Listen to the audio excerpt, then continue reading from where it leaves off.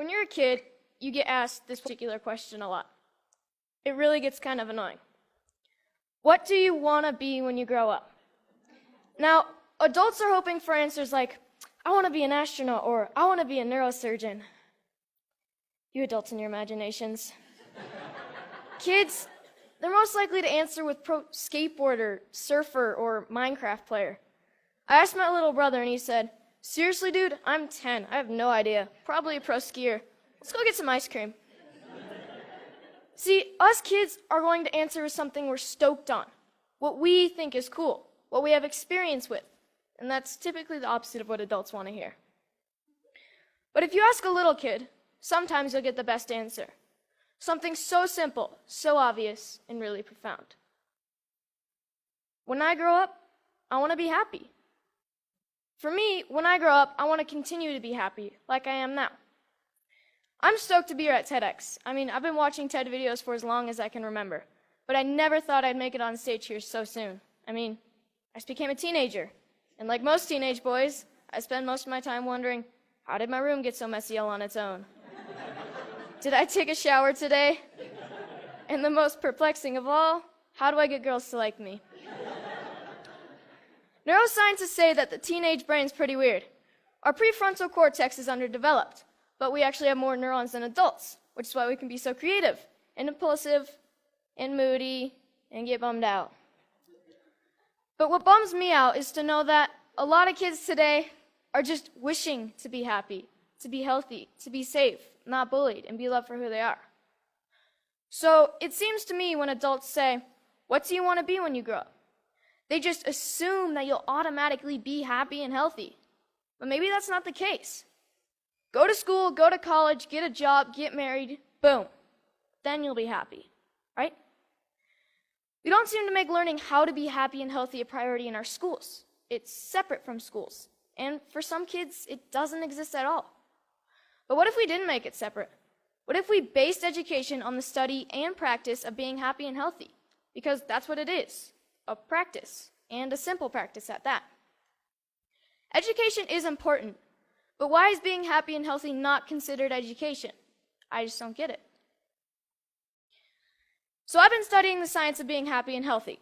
It really comes down to practicing these 8 things: exercise, diet, nutrition, time in nature, contribution, service to others, relationships, recreation, relaxation and stress management, and religious or spiritual involvement. Yes, got that one. So these 8 things come from Dr. Roger Walsh. He calls them therapeutic lifestyle changes, or TLCs for short. He's a scientist that studies how to be happy and healthy. In researching this talk, I got a chance to ask him a few questions like, do you think that our schools today are making these 8 TLCs a priority? His response was no surprise. It was essentially no. But he did say that many people do try to get this kind of education outside of the traditional arena, through reading and practices such as meditation or yoga. But what I thought was his best response was that much of education is oriented, for better or worse, towards making a living rather than making a life. In 2006, Sir Ken Robinson gave the most popular TED Talk of all time, Schools Kill Creativity. His message is that creativity is as important as literacy, and we should treat it with the same status. A lot of parents watch those videos. Some of those parents, like mine, counted it as one of the reasons they felt confident to pull their kids from traditional school, to try something different. I realize I'm part of this small but growing revolution of kids who are going about their education differently. And you know what? It freaks a lot of people out. Even though I was only 9 when my parents pulled me out of the school system, I can still remember my mom being in tears when some of her friends told her she was crazy and it was a stupid idea. Looking back, I'm thankful she didn't cave to peer pressure, and I think she is too. So, out of the 200 million people that have watched Sir Ken Robinson's talk, why aren't there more kids like me out there? Shane McConkey is my hero. I loved him because he was the world's best skier. But then, one day, I realized what I really loved about Shane. He was a hacker. Not a computer hacker. He hacked skiing. His creativity and inventions made skiing what it is today, and why I love to ski. A lot of people think of hackers as geeky computer nerds who live in their parents' basement and spread computer viruses. But I don't see it that way. Hackers are innovators. Hackers are people who challenge and change the systems to make them work differently, to make them work better. It's just how they think. It's a mindset. I'm growing up in a world that needs more people with the hacker mindset. And not just for technology. Everything is up for being hacked, even skiing, even education. So whether it's Steve Jobs, Mark Zuckerberg, or Shane McConkey, having the hacker mindset can change the world. Healthy, happy, creativity, and the hacker mindset are all a large part of my education. I call it Hackschooling. I don't use any one particular curriculum, and I'm not dedicated to any one particular approach. I hack my education. I take advantage of opportunities in my community and through a network of my friends and family. I take advantage of opportunities to experience what I'm learning, and I'm not afraid to look for shortcuts or hacks to get a better, faster result. It's like a remix or a mashup of learning. It's flexible, opportunistic, and it never loses sight of making happy, healthy, and creativity a priority. And here's the cool part, because it's a mindset, not a system. Hackschooling can be used by anyone, even traditional schools. So, what does my school look like? Well, it looks like Starbucks a lot of the time. But, like most kids, I study a lot of math, science, history, and writing. I didn't used to like to write because my teachers made me write about butterflies and rainbows, and I wanted to write about skiing. It was a relief when my good friend's mom started the Squaw Valley Kids Institute, where I got to write through my experiences and my interests, while connecting with great speakers from around the nation, and that sparked my love of writing. I realized that once you're motivated to learn something, you can get a lot done in a short amount of time, and on your own. Starbucks is pretty great for that. Hacking physics was fun.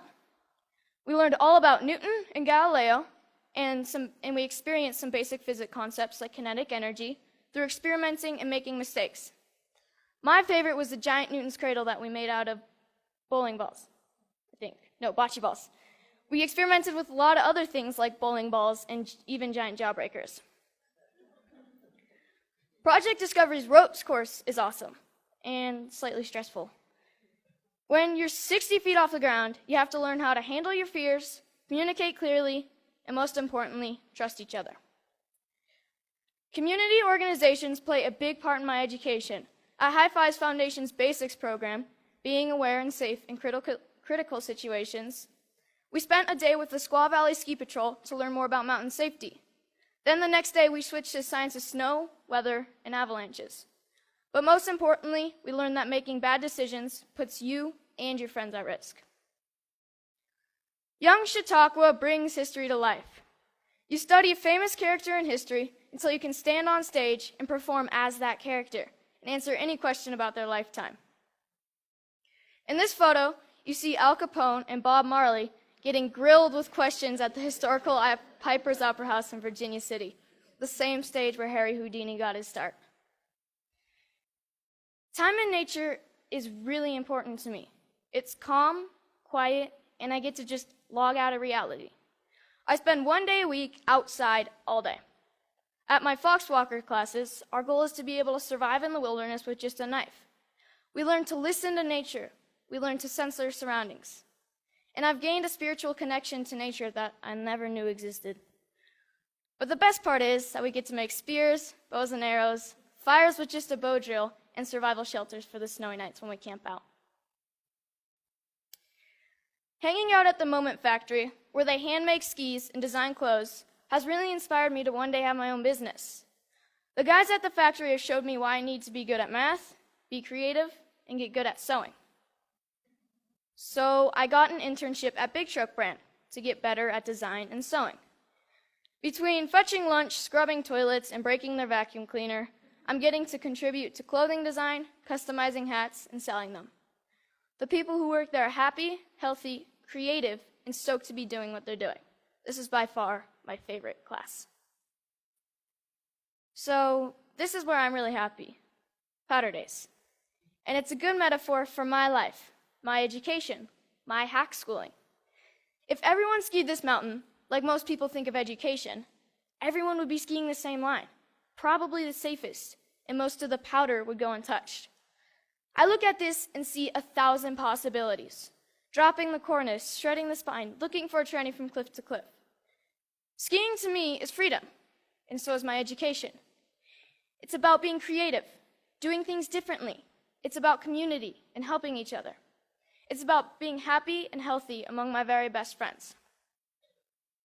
So I'm starting to think I know what I might want to do when I grow up. But if you ask me, what do I want to be when I grow up? I'll always know that I want to be happy.